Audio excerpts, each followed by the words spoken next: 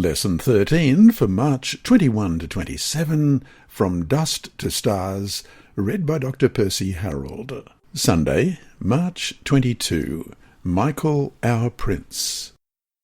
Question, read Daniel chapter 12, verse 1. Who changes the course of history at the end of time?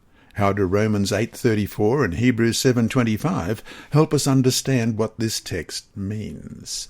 Daniel 12, verse 1. At that time Michael shall stand up, the great prince who stands watch over the sons of your people, and there shall be a time of trouble, such as never was since there was a nation, even to that time.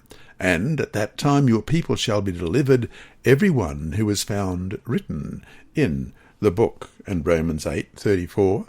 Who is he who condemns? It is Christ who died, and furthermore is also risen, who is even at the right hand of God, who also makes intercession for us. And Hebrews 7:25.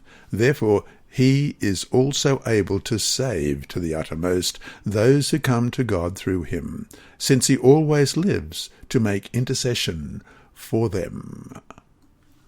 Every chapter of Daniel so far has begun by mentioning the ruler of a pagan nation. Daniel 12 likewise begins with a ruler, but unlike every other chapter, the ruler is a divine prince who rises to deliver God's people from the hands of their enemies.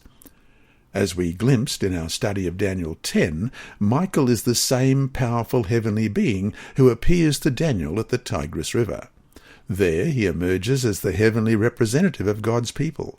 He also appears elsewhere in Daniel as the Son of Man in Daniel 7, the Prince of the Host in Daniel 8, and Messiah the Prince in Daniel 9. Thus Michael, whose name means "who is like God," must be none other than Jesus himself. It is important to note the timing of Michael's intervention. According to Daniel 12, verse 1, it occurs at that time. This expression refers to the time just mentioned in Daniel 11:40 to 45. This is the period of time that extends from the fall of the papacy in 1798 to the resurrection at the end of time, as seen in Daniel 12, verse 2, and many of those who sleep in the dust of the earth shall awake, some to everlasting life, some to shame and everlasting contempt. Two important aspects of Michael's work can be inferred from the verb stand, utilized in Daniel 12, verse 1, to describe his action. First, the verb stand evokes the rise of kings to conquer and rule.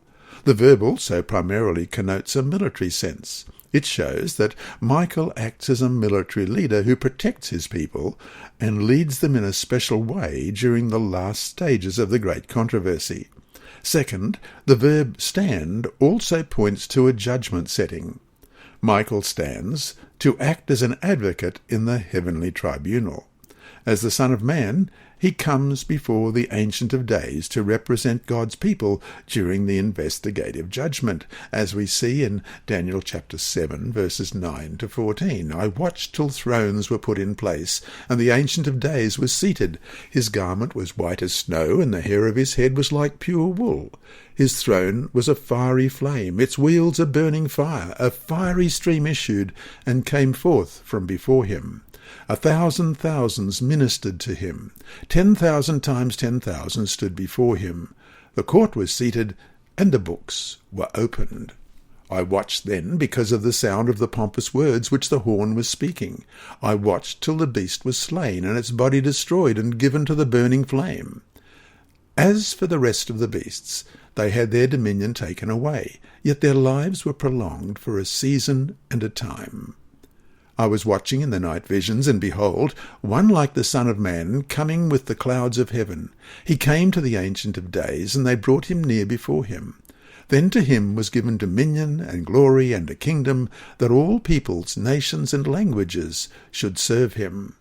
His dominion is an everlasting dominion, which shall not pass away, and his kingdom the one which shall not be destroyed. Thus, Michael's rising or standing evokes the military and judicial aspects of his work.